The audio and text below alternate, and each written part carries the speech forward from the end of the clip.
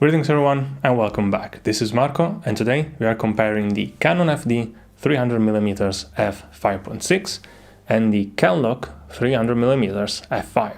These two lenses are quite different from each other and not just in looks. The Canon is a normal photo lens and the Kenlock is a catadioptric or mirror lens. So which one is better suited for your needs? Let's take a closer look and find out together. The Canon is made out of hard plastic and metal. It weighs around 580 grams, it is 20 centimeters long, with a 58mm front thread. Focusing happens internally, so it doesn't get any longer, except when you extend the metal sun hood, bringing it to 26 centimeters. The iris has 6 plates, the aperture is clicked, and it goes from f5.6 to f32. The focusing ring is textured, wide, smooth, and it turns 320 degrees. Minimum focusing distance is a little less than 3 meters. It uses the Canon FD mount. The Kenlock is made of metal, it weighs 300 grams, it is 58 to 67 millimeters long, and it has an external diameter of 82 millimeters with a 77 millimeters front thread.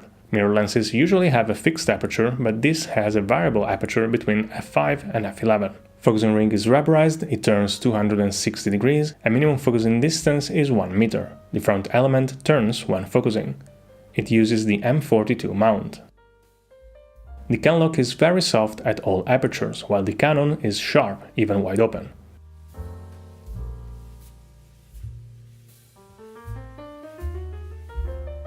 Chromatic aberration is technically absent on the Kenlock, but it does suffer from blooming, while the Canon has very little CA and no blooming. Colors are a bit cold on both. The Kenlock is very low on contrast and saturation, while the Canon looks more natural.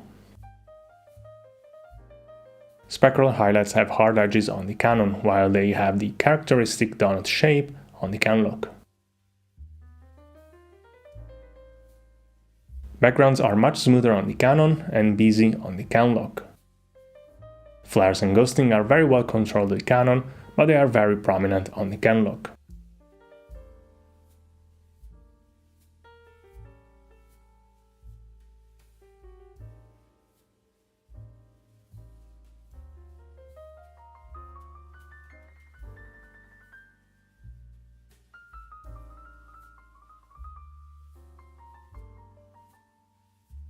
Well, the results speak for themselves.